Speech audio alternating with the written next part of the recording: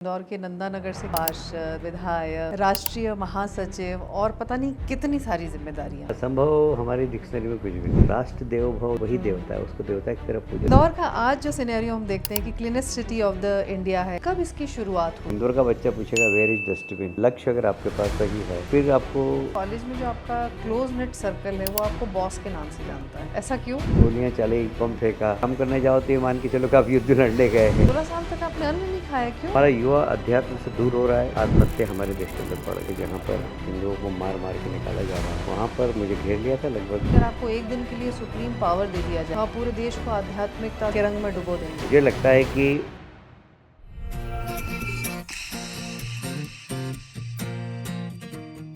हमारी संस्कृति में नामकरण और नामों की अपनी महत्ता है, क्योंकि ऐसा माना जाता है कि नाम के अनुरूप उस व्यक्ति में वो गुण आ जाते हैं। यूजेट के पॉडकास्ट के हमारे आज के मेहमान ने अपने नाम को 100% सच साबित किया है। पर्वत से दृढ़, अडिग, अपने काम से अपने आप को साबित करना और दूसरों के लिए हमेशा तत्पर तैयार रहना। हमारे आज के मेहमान हैं मध्य प्रदेश के शहरी विकास और आवास मंत्री कैलाश विजयवर्गीय जी। बहुत बहुत स्वागत है आपका अनस्क्रिप्टेड जिंदगी विद कीर्ति पॉडकास्ट में कैलाश जी। नमस्कार, धन्यवाद आपका। आपकी अगर राजनीतिक सफ़र की बात की जाए तो इंदौर के नंदानगर से किराने की दुकान, पार्षद, विधायक, मंत्री, राष्ट्रीय महासचिव और पता नहीं कितनी सारी जिम्मेदारियां। अगर आप पलट के अपनी राजनीतिक जर्नी देखते हैं तो आपको कैसा लगता अच्छा आता है, मज़ा आता है। है? और लगता है कि मैंने जो भी अर्जित किया है जी। वह पुरुषार्थ से अर्जित किया और पार्टी की नज़रों में हमेशा मैं रहा, उनका विश्वास अर्जित करके मैं यहाँ तक पहुँचा हूँ। पार्टी के नेताओं का विश्वास मुझ पर हमेशा रहा, ये मेरे लिए बहुत सौभाग्य की बात। और आपको बहुत समय समय पर पार्टी ने, आपने जैसा कहा कि पार्टी के नेताओं का विश्वास रहा और उसको देखते हुए आपको बहुत बड़ी बड़ी जिम्मेदारियां भी दी गई। अगर हम बात करें, हरियाणा के चुनाव प्रभारी आप थे, पश्चिम बंगाल के थे, आप गुजरात के भी थे और आपने वहाँ पर बहुत अच्छे काम भी किए। हरियाणा में तो जीते भी, पश्चिम बंगाल में भी आपने पार्टी को मजबूती दी। आप ऐसी क्या विशेषता मानते हैं अपने अंदर जो आपको इतने बड़े और इतने कठिन और असंभव दिखने वाले काम आपको दिए जाते हैं? नहीं, असंभव हमारी डिक्शनरी में कुछ भी नहीं। ऐसा है कि आप कोई सा भी काम हो, यदि आप इच्छा शक्ति आप, क्योंकि मैंने बचपन में स्वामी विवेकानंद को पढ़ा है। स्वामी विवेकानंद बोलते हैं कि यदि एक मनुष्य है तो उसमें सब करने की क्षमता है। तो मुझे लगता है कि वो बचपन से ही, फिर मैं हनुमान जी का भक्त हूँ। फिर मेरी माँ भी मुझसे कहती थी हमेशा कि अगर अच्छे काम आप करोगे तो हनुमान जी आपके साथ में रहेंगे। तो पार्टी का काम तो हम ईश्वरी काम मानते हैं और इसलिए हमें लगता है कि जब हम काम करने निकलते हैं तो ऐसा लगता है कि एक अदृश्य शक्तियाँ हमारे सपोर्ट में काम करती है। ये मन को एहसास होता है और लग जाते हैं काम में। अब ईश्वर की दया से सफलता ही मिल जाती है। आपके स्वभाव के लिए जिस तरह की बातें कही जाती है कि आप बहुत मिलनसार हैं, आपके दोस्त बहुत हैं, आपसे जो मिलना चाहे वो मिल सकता है, आप फ़ोन पर अवेलेबल होते हैं, तो ये आपका बेसिक नेचर है या राजनीति की डिमांड है? नहीं, मेरा बचपन से ही ऐसा है। मैं जब पार्षद था तब से ही, बल्कि ये कहूँ कि मैं स्टूडेंट प्रोटेक्शन में था तब से रात को 1 बजे तक, उस समय फ़ोन तो होते नहीं थे पर मैं 1-2 बजे तक लोगों से मिलता था। और हम लोग उस समय अड्डे होते थे। रीगल टाकीज अड्डा है, मल्लारगंज अड्डा है, आर्ट्स एंड कॉमर्स कॉलेज अड्डा है, तो वहाँ जाके बैठते थे, 1-2 बजे तक घर लौटते थे।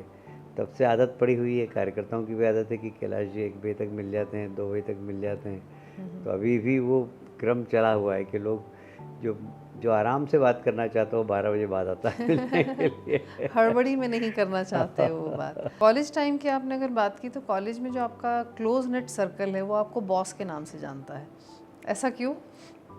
उस समय एसएफआई बहुत मजबूत थी।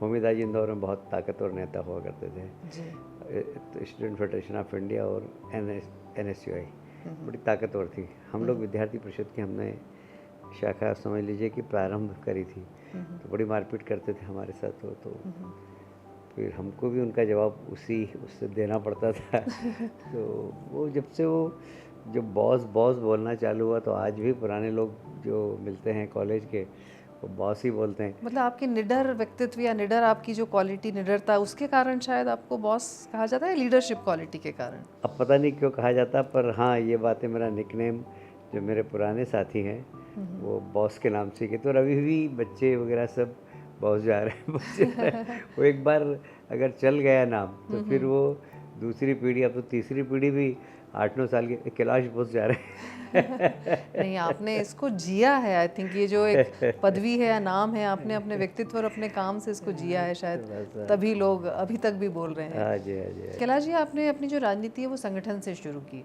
और आप सत्ता में भी रहे।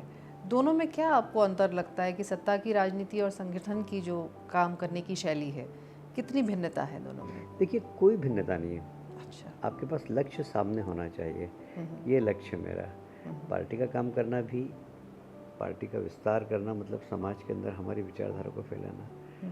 सत्ता के माध्यम से भी हम जो भी काम करें, हमारी आइडियोलॉजी तक पहुंचना। और दुर्भाग्य से इस देश में कोई एक पार्टी अगर है जिसके पास आइडियोलॉजी है, विचारधारा है, उसका कमिटमेंट है देश के प्रति, वो भारतीय जनता पार्टी है। तो हम जब संगठन का काम करते हैं तो कार्यकर्ताओं को राष्ट्रभक्ति का पाठ पढ़ाते हैं और कहते हैं कि ये राष्ट्रीय काम है भारतीय जनता पार्टी का। जब हम सत्ता में होते हैं तो जो भी विकास के काम करते हैं वो देश के विकास के लिए करते हैं, हम देश को समर्पित करते हैं। जैसे हमारे देश के प्रधानमंत्री मोदी जी कहते हैं विकसित भारत, तो हम विकसित भारत के लिए काम करते हैं। तो राष्ट्र देवो भव, ये हमारे राष्ट्र ही देव है, वही देवता है, उसको देवता की तरह पूजो और उसके लिए काम करो। तो ये बचपन से जो संघ के संस्कार है, इन्होंने, चाहे संगठन का काम करते हैं तो भी हमारा उद्देश्य वही होता है, और सरकार में जाते हैं तो उद्देश्य वही रहता है। तरीके बस अलग हो जाते हैं काम करने के। हाँ।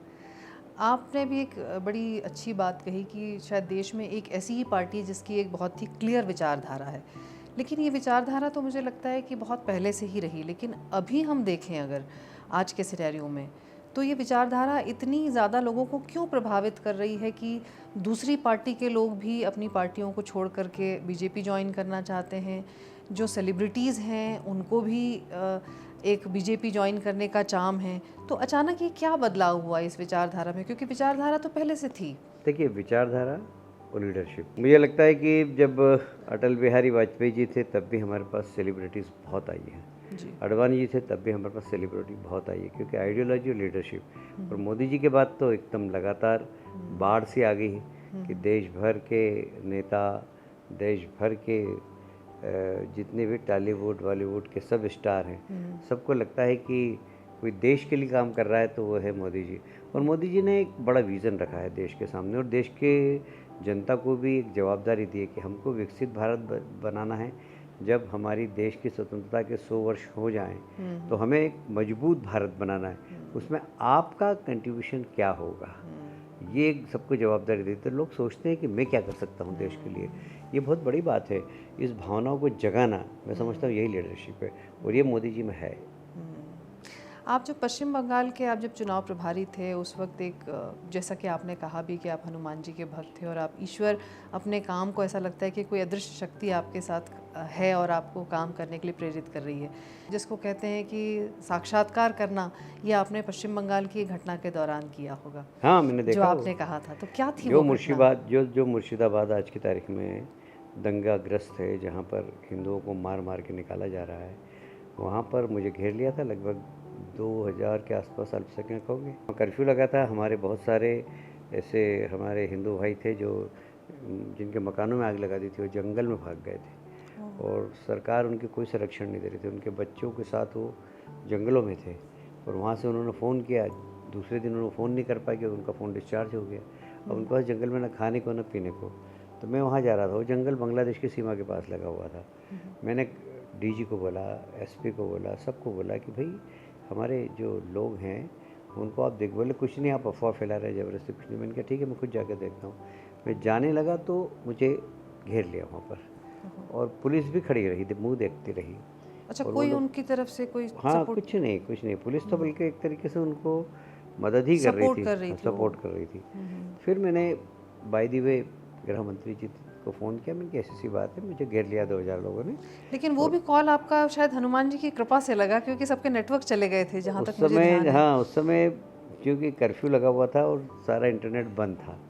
हमारे पास 15 एक फ़ोन थे, तो कोई भी फ़ोन चालू नहीं था। पर मेरा जो अभी सहयोगी यहाँ पर बाहर है अभी, प्रशांत है, उसका टेलीफोन चालू हुआ और उसमें मेरा सर फ़ोन आ गया। तो मैंने फिर फ़ोन किया, एक ट्वीट किया। दोनों काम मैंने किया। एक तो अमित भाई को फ़ोन किया, मैंने कैसी सी बात है, 2000 लोगों ने घेर लिया। तो बोले लोकेशन दो, तो मैंने कहा लोकेशन, मेरे पास इंटरनेट नहीं है। तो थोड़ी देर बाद तो इंटरनेट भी आ गया, तो फिर हमने इंटरनेट से उनको लोकेशन भेजी। फिर मैंने एक ट्वीट किया, तो ट्वीट मैंने यही कहा कि मुझे 2000 अल्पसंख्यकों ने घेर लिया है, मैं एसपी को फ़ोन लगा रहा हूँ, डीजी को फ़ोन लगा रहा हूँ, कोई फ़ोन नहीं उठा रहे, पता नहीं क्या होगा। ऐसा मैंने ट्वीट किया, और इतने में वो काफ़ी लोगों ने, प्रभावशाली शहर के, देश के लोगों ने देखा उसको। माननीय अवधेशानंद जी ने देखा, बाबा रामदेव जी ने देखा, तो उन्होंने फिर अपने स्तर पर प्रधानमंत्री तक संदेश पहुंचाया। तो फिर एकदम अमित भाई तो अमित भाई हैं, वो जब काम करते हैं तो बहुत बोल्ड तरीके से करते हैं। तो उन्होंने उसी वक्त डीजी को फ़ोन लगाया और कह दिया कि कैलाश सिर्फ महामंत्री नहीं, मेरा दोस्त भी, अगर उसको खरोच आ गई तो फिर याद रखना मेरा नाम अमित शाह है। क्या बोला होगा उन्होंने मुझे पता नहीं, पर वो जो उन्होंने बोला होगा उसका प्रभाव ये रहा कि 6 या 7 मिनट में चारों तरफ से दंदनाती हुई गाड़ी आ गई और मुझे भीड़ में से निकाल कर ले गई, और कम से कम 12-13 किलोमीटर दूर, जहाँ पर थोड़ा सा हिंदू एरिया था, वहाँ ले जाकर छोड़ा उन्होंने सुरक्षित। ऐसे 2-3-4 अनुभव। मेरे पास गोलियाँ चली, गोलियाँ इधर से निकल गई, उधर से निकल गई, बम फेंका, तो गाड़ी से बम टकरा के कहीं और जाकर गिरा और वहाँ बस्ट हो गया। तो ऐसा मतलब 3-4 बार हुआ, पर ये ठीक है। वो तो बंगाल में संगठन का काम करने जाओ तो ये मान के चलो कि आप युद्ध लड़ने गए हैं। तो ये हिम्मत कहाँ से आती है कि इतने चारों तरफ से आपके ऊपर वार हो रहे हों? मन है, क्योंकि इंसान है, मन विचलित होता है। एक राजनीतिज्ञ के लिए ये बहुत डिफ़िकल्ट होता है, और आपके लिए स्पेशली अगर देखा जाए, क्योंकि कई बार आप बहुत ही मुखर हिंदूवादी नेता भी हैं, कई आपके बयान भी तूल पकड़ लेते हैं। तो आप में इतनी हिम्मत कैसे आती है कि आप ये एक संयम बना करके रखते हैं? देखिए, ऐसा है कि लक्ष्य अगर आपके पास सही है तो फिर आपको डर नहीं लगता है। आप अपने कमिटमेंट के प्रति, आपका समर्पण है तो आपको डर नहीं लगता है। वो जीना मरना क्या है, वो तो कभी भी होना ही है, वो तो तो इसकी चिंता करके अगर आप काम करोगे तो काम नहीं कर पाओगे। जब तक भगवान ने अपनी को सांस दी तब तक काम करो ईमानदारी से, क्या डरना किसी से। कैलाश जी, आप भी इंदौर के हैं, हम भी इंदौर से हैं, तो इंदौर की बात ना हो ऐसा तो हो नहीं सकता। इंदौर का आज जो सिनेरियो हम देखते हैं कि cleanest city of the India है, और लगातार वो ये अवार्ड जीतते जा रहे हैं, लेकिन आपको क्या लग रहा है कि कब इसकी शुरुआत हुई और कब ये थॉट आया, कैसे ये डेवलप हुआ और आज तक ये मेंटेन्ड है? देखिए, 2000 में जब डायरेक्ट इलेक्शन में और में जनता के द्वारा चुना गया, फिर हमने एक नया मिशन चालू किया नगर निगम की ओर से, क्योंकि हमारे पास तनख्वाह बांटने के लिए पैसे नहीं होते थे और लोगों की डिमांड तो बहुत होती, अपेक्षा बहुत थी। प्रदेश में कांग्रेस की सरकार थी, तो हमने लोगों से कहा कि भाई अगर आपको सड़क बनाना है तो आप 50% आप दे दो, सीमेंट आप दो। अच्छा। तो हम सड़क बनवा देंगे। तो हमने जन भागीदारी चालू की।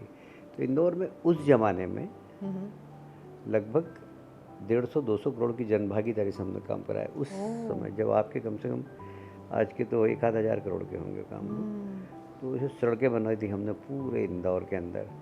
कोई अगर पानी की कमी है, बोरिंग कराना है, तो बोरिंग हम करा देते, मीटर मोटर आप लगाओ और मेंटेनेंस भी आप करो, बिल हम भरेंगे। तो बिजली का कनेक्शन हम दे देते हैं उनको। तो क्या बड़े संभाल के चलाते थे। जो मोटर 2-3 महीने में सरकारी मोटर समझ के लोग चलाते थे, 3 महीने में खराब हो जाती थी, इनकी 3 साल खराब नहीं होती थी। तो क्या है कि जनभागीदारी से जनता में अवेयरनेस आती है। अब जैसे हमने सड़क बनवाई, तो सड़क में लोग, जनता खुद तरी करती थी उसकी, क्योंकि उनके सीमेंट लगी है ना। तो ये क्या है कि भावनात्मक रूप से उस निर्माण कार्य से जनता जुड़ जाती है, और इसीलिए ये जो जन भागीदारी है उसका परिणाम ये निकला कि हमने स्वच्छता में जन भागीदारी करी, कि हमने ये की भाषण दिया कि भाई आपका घर तो आप रोज़ साफ करते हैं, आप सड़क को ओटला मान लीजिए, अपने घर का आंगन मान लीजिए, और इस आंगन को भी आप साफ रखिए। तो बटले की फली आप अपने आंगन में डाल देते हैं, तो उसको संभाल के रखिए, हरे रंग के कचरा वाला आएगा तब दीजिए। तो हमने उनको 3 कचरे के पार्ट दे दी और उसमें उन्होंने डालना चालू कर दिया। तो फिर वो हमने गाड़ी भेज दी तो उसमें डालने लगे, उनका मोहल्ला भी साफ रहने लग गया, उनको भी आनंद आने लग गया। तो ये क्या स्लो प्रोसेस है, पर एक संस्कार डालना। तो आज मैं कह सकता हूँ कि आप 10 बच्चे पूरे देश के खड़े कर दो, उसमें एक इंदौर का बच्चा हो, आपके रायपुर का भी बच्चा हो, सबको खड़ा कर दीजिए। आप सबको चॉकलेट दीजिए। हो सकता है कुछ बच्चे चॉकलेट खाए और वहाँ फेंक दे, कुछ बच्चे हाथ में रखें, कुछ बच्चे इधर उधर डाल दें। पर इंदौर का बच्चा पूछेगा वेयर इज डस्टबिन, डस्टबिन कहाँ है, क्योंकि उसके संस्कार में आ गया ये। तो ये हमारे लिए बहुत गर्व की बात है कि सफाई इंदौर के नागरिकों की संस्कार में आ गई। इसलिए केंद्र सरकार को अपनी पॉलिसी बदलना पड़ रही, क्योंकि उनको लग रहा है कि 8वीं बार भी इंदौर ही जीतेगा। तो मैंने कहा फिर तो वो पॉलिसी बदल रहे हैं अपनी। तो ऐसा है कि यदि आप चीज़ों को संस्कार में डाल देते हैं तो उसका प्रभाव दिखाई देता है। बिल्कुल। इंदौर की अगर हम बात करें तो जैसे सफाई की, तो आपने बताया कि कितना एक स्लो प्रोसेस और धीरे धीरे ये डेवलप हुआ।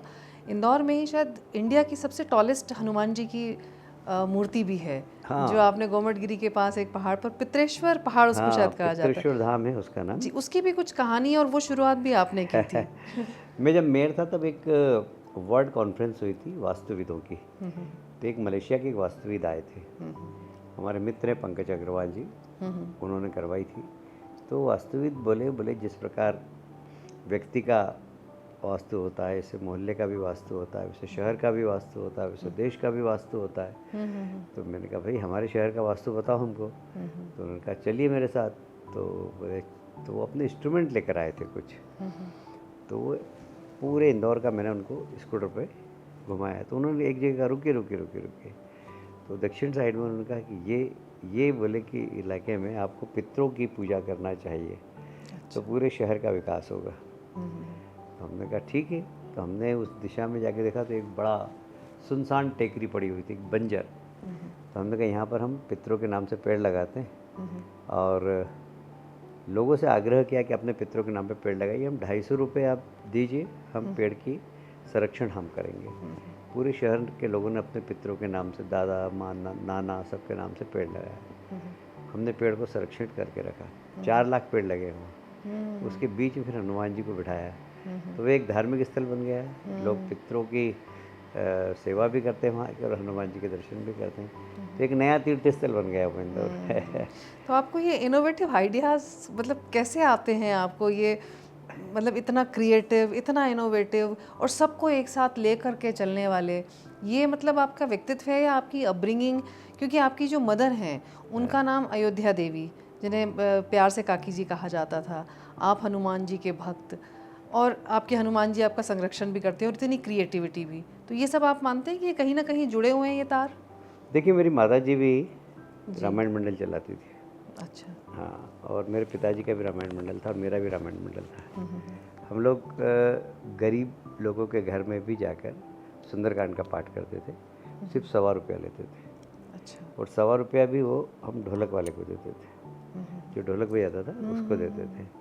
और उनसे कहते थे कोई महंगा प्रसाद नहीं चढ़ाना, सिर्फ चनाचरण जी का प्रसाद चढ़ा हुआ, जिससे किसी गरीब के ऊपर हमारे पाठ कराने से बोझ नहीं आए। कोई भी गरीब आदमी पाठ कराना चाह रहा है तो करा सकता है। उसको ऐसा नहीं लगे कि हम पे बोझ है। हम लोग चाय भी नहीं पीते थे उनके वहाँ। अच्छा। वो चाय वाय का भी आग्रह करते तो हम नहीं पीते थे। हम लोगों ने हमने कसम खा रखी है जहाँ हम पाठ करेंगे वहाँ चाय नहीं पियेंगे।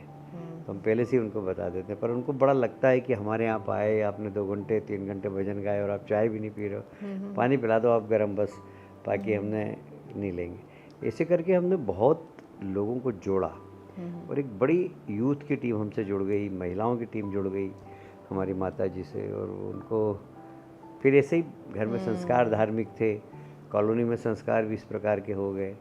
तो एक बड़ी टीम बन गई हमारी। आपने युवाओं की बात की, तो आपने न्यू ईयर का रेजोल्यूशन लिया था नशा मुक्ति आप पे काम करेंगे, और 3-4 महीने तो हो ही चुके हैं नए साल को बीते। किस दिशा में आपका ये जो रेजोल्यूशन है ये बढ़ रहा है, और आप क्या सोच रहे हैं कि किस तरह से आप नशा मुक्ति पे कंट्रोल पाएंगे? देखिए मुझे गर्व है कहते हुए कि हमारे देश के गृह मंत्री ने भी इस दिशा में काफ़ी तेज़ी से काम किया है। और जो जहाँ से नशा हमारे देश में प्रवेश करता था उन सब कॉर्नर्स को उन्होंने अटैक किया है। हाँ, उन सब कॉर्नर्स पर अटैक किया है। तो अब नशा हमारे देश में आना थोड़ा कम हुआ है तो बाकी भी मोमेंट कम हुआ है। फिर हमने लोकल लेवल पर पुलिस को काफ़ी एग्रेसिव रूप से इन सब लोगों को घेर कर पकड़ा है। उनके साथ में हमने जो इसमें 2-3 प्रकार के लोग होते हैं। एक तो बाहर से लाके बेचने वाले, फिर बाहर से लाके लोकल लोगों को फिर उसमें इन्वॉल्व करते हैं। हमने उन सब तक भी पहुँचे और हमने उन सब के खिलाफ कार्रवाई करवाई।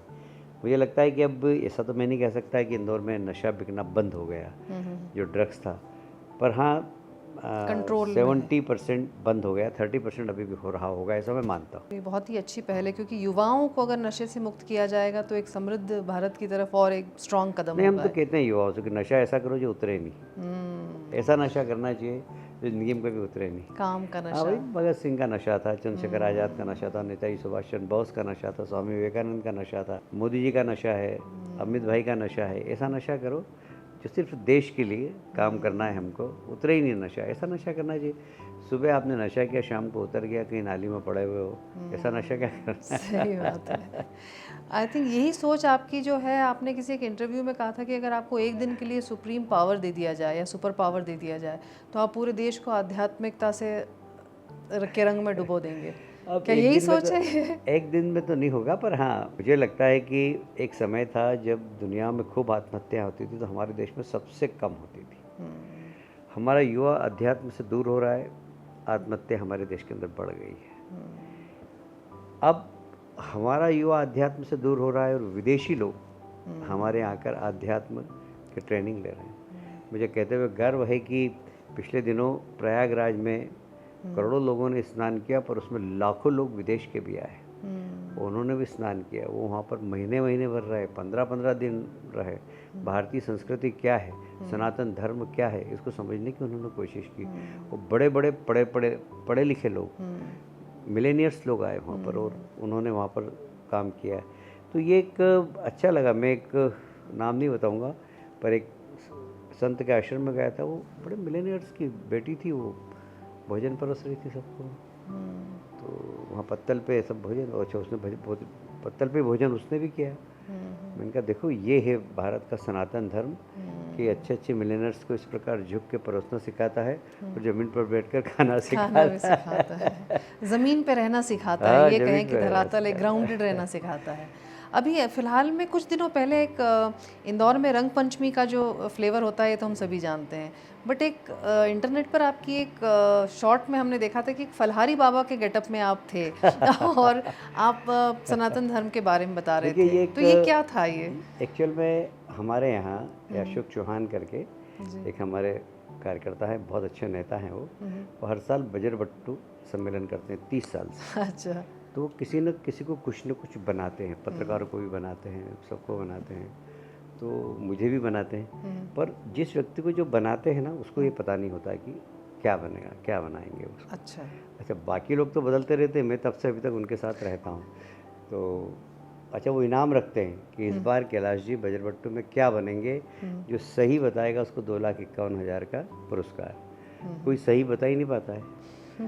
कम से कम हजारों लोग उसमें अपना प्रविष्टि डालते हैं। हाँ, कि गेस करते हाँ, हैं। लोग कहते हैं महामंडलेश्वर बनेंगे, लोग इस बार लोगों को ये था कि साधु बाबा बनेंगे, क्योंकि प्रयागराज का वो ख़त्म ही हुआ था बिल्कुल। पर क्या बनेंगे ये बताया नहीं। तो अब फलहारी बाबा बन गए, क्योंकि मैंने 16 साल तक अन्न नहीं खाया था, तो फलहारी बाबा के नाम से उन्होंने रख दिया। अच्छा, 16 साल तक आपने अन्न नहीं खाया, क्यों? वो हनुमान जी का मंदिर जब बन रहा था तो मैंने सोच लिया था मन में कि जब बनेगा जब भोजन करूँगा। तो हमने सोचा 3-4 साल में बन जाएगा, पर बनते बनते इतना विशाल बन गया कि उसमें 16 साल लग गए। तो आपने 16 साल तक कोई अन्न नहीं खाया? हाँ, नहीं खाया। खाने की बात हो रही है, इंदौर की अगर लोग हैं और खाने की बात ना हो तो चलते चलते ये एक बात और की जा सकती है, क्योंकि बहुत कम लोग जानते हैं कि आप बहुत अच्छे कुक भी हैं। तो आप तो आपके पसंदीदा खाना क्या और क्या चीज़ आप अच्छी बना सकते हैं? मैं सब बना लेता हूँ। अच्छा। मैं बैंगन खाना मैंने छोड़ दिया 10 साल से पहले। बैंगन भी बहुत अच्छा भरवा बनाता था। करेला बहुत खाता हूँ मैं, तो करेला भरवा बनाता हूँ, ड्राई करेला बनाता हूँ, बिल्कुल काट काट के एकदम चिप्स जैसा, वो भी बहुत अच्छा बनाता हूँ। बाकी दाल बाफले सब बना लेता हूँ मतलब। और पसंदीदा खाना क्या है आपका? वेजिटेरियन, बिल्कुल वेज खाता हूँ। नो अनियन नो गार्लिक, लहसुन प्याज भी नहीं खाता हूँ।